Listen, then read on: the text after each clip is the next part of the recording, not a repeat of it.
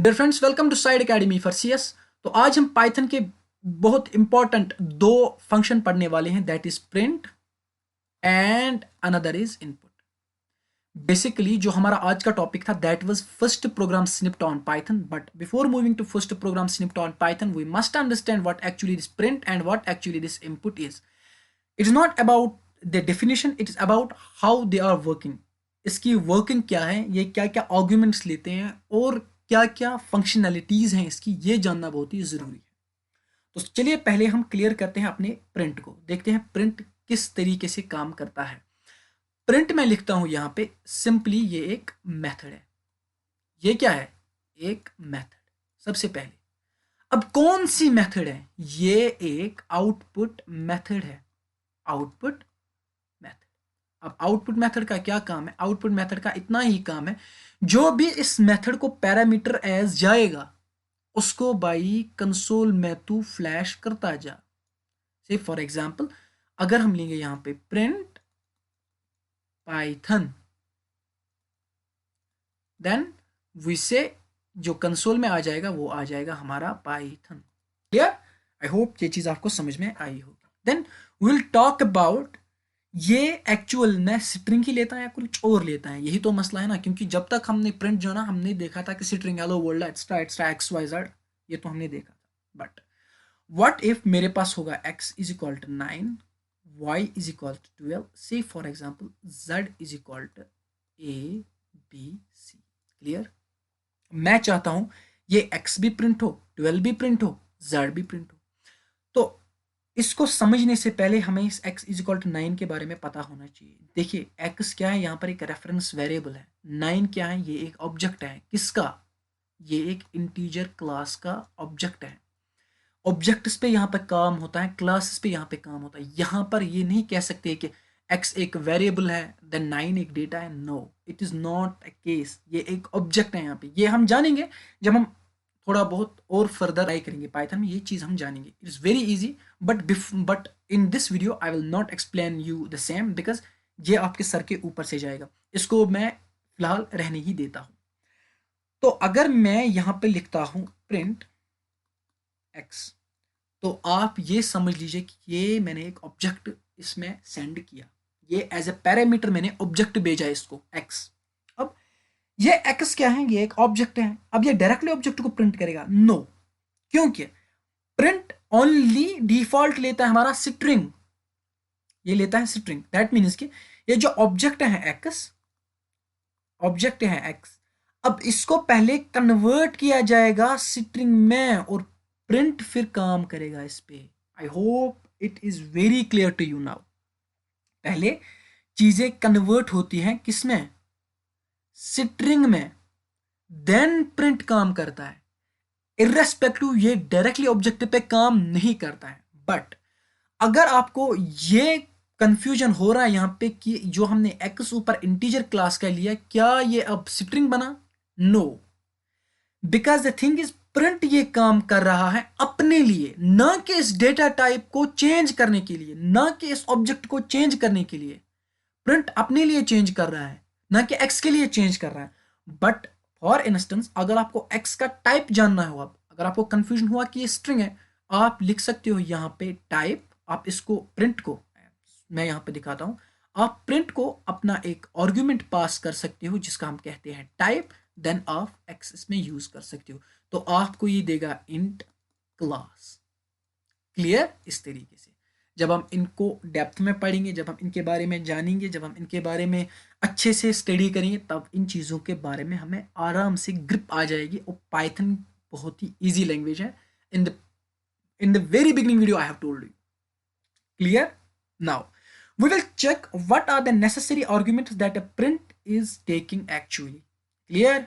Now I will write down again print. Now we will check what are the arguments that are necessary. First we say हम एक object भी पास कर सकते हैं। Object नहीं बल्कि ऑब्जेक्ट्स भी पास कर सकते हैं, एनी मेनी ऑब्जेक्ट्स। अभी हमने एक ऑब्जेक्ट ही पास किया इसको। अब ये ऑब्जेक्ट डायरेक्टली इवेलुएट नहीं हो रहा है। First object gets converted into string. Then ये काम करता है। क्लियर? ये तो हुआ एक argument. Then we will talk about one more argument that is called separator. कि अगर आपके पास दो से या दो से ज्यादा डेटा हो, आप उनको सेपरेट करना चाहते हो, बीच में आप उनको सेपरेट करना चाहते हो, आप सेपरेटर का यूज कर सकते हो।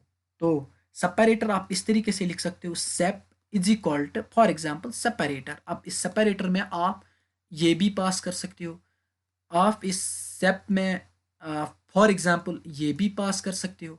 बट जो डिफॉल्ट सेपरेटर होता है, default separator is empty string. Clear? ये भी एक आर्गुमेंट है इसमें। अब तीसरा, ये तो हो गया पहला आर्गुमेंट, दूसरा आर्गुमेंट। अब हम तीसरे आर्गुमेंट के बारे में जानेंगे, दैट इज एंड। कि जो मेरा एंड हो रहा है ऑब्जेक्ट, जो मेरा एंड हो रहा है फॉर एग्जाम्पल स्ट्रिंग, वो किससे होना चाहिए, वो एंड डिसाइड करेगा। अगर आपने एंड लिया ये वाला जो कि डिफॉल्ट है, तो ये लाइन फीड देगा, ये लाइन फीड देगा। देन आता है हमारा फाइल। फाइल भी एक ऑब्जेक्ट ही है ना, फाइल भी एक ऑब्जेक्ट ही है। तो इस ऑब्जेक्ट को क्या काम है, ये राइट मेथड हमें एक्सेस दे रहा है।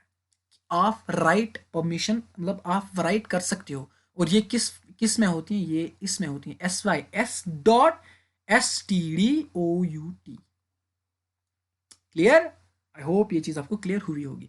Then there is flush, that is one more, and this flush is ये तो बूलियन लेगा, या तो ट्रू या फॉल्स। डिफॉल्ट इसका जो है दैट इज फॉल्स। अब देखिए, ऑब्जेक्ट्स ऑप्शनल नहीं है, ये मैंडेटरी है। Separator is optional, and is optional, this flush is optional, file is optional, these 5 parameters are optional, rather only one, that is print। लेकिन आप इसको भी ऑप्शनल बना सकते हो। अगर आपको कोई खाली लाइन चाहिए, आप कह रहे हो कि मैंने इतना डेटा लिया, अब मैं यहाँ पर एक स्पेस छोड़ना चाहता हूँ, आप यहाँ पे भी, तो यहाँ पर आप एक प्रिंट लिख सकते हो और खाली एम्प्टी रख सकते हो। तो बट मोस्ट ओवर जब हम कहते हैं कि ऑब्जेक्ट्स यहाँ पर होना चाहिए, एक स्ट्रिंग होनी चाहिए, ये हमारा केस होता है। बट आप इसको भी ऑप्शनल बना सकते हो। इन सम यूज केस आपको कोई एम्प्टी लाइन चाहिए, आप प्रिंट का यूज कर सकते हो। It is not an issue at all. Now let us look towards hour one more function, that is input. Very very important function, input. Important function. Input से क्या करते हैं, इनपुट से हम डेटा को लेते हैं एक यूजर से। इनपुट क्या बोलता है, इनपुट ये चीज बोलते हैं कि भाई साहब, मैं एक इनपुट मेथड हूं और आपके पास जो भी इनपुट डिवाइस होगा, आप मुझे उससे डेटा दे सकते हो। आई होप ये क्लियर है आपके लिए ना। जो नेचर होता है इनपुट का, वो बाय डिफॉल्ट होता है स्ट्रिंग नेचर। दैट मीन्स कि अगर हम ये लिखेंगे इनपुट, देन वी से इंटर नंबर। क्लियर? तो ये देगा ये नंबर, सही, हम देंगे ये नंबर, बट इनपुट के लिए ये ऐसा कुछ होगा। But if I want to add 9 + 9 and I will not typecast it, that I will show you just after a while, I will not typecast it, it will give me the answer 99, because for input 9 is string and also this 9 is string. When you go for plus, it will give me 99 because it will concatenate it. Rather हमें concatenation नहीं चाहिए, हमें चाहिए कि addition हो। 9 + 9 हमें चाहिए कि ये 18 हो। इसके लिए क्या करना होगा, इसके लिए इनपुट मेथड को टाइप कास्ट करना पड़ेगा हमें, क्योंकि इनपुट का बाय डिफॉल्ट नेचर क्या है, वो तो स्ट्रिंग है ना। अब क्या होगा, यहां पर हम लेंगे सबसे पहले int, then we will go for input, then we will enter some number. अब क्या होगा, यहाँ पे जब हमने नंबर लिया तो पहले किस में कन्वर्ट हुआ, ये तो पहले स्ट्रिंग में हुआ ना। अब इंट हमने इसको पास किया, इंट से इसको टाइप कास्ट किया, अब इस स्ट्रिंग को कन्वर्ट करना पड़ेगा इसको इंट में, दैट इज 9। क्लियर? हम लिख सकते हैं यहां पे से फॉर एग्जांपल फ्लोट भी। अब जो भी मुझे नंबर चाहिए एज एन इनपुट, वो तो आएगा कैसे, वो तो आएगा as a string.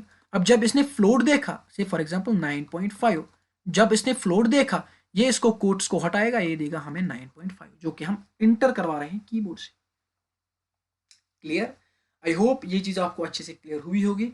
And in next video, we'll talk about how to write our first program, and we will directly take input from the user.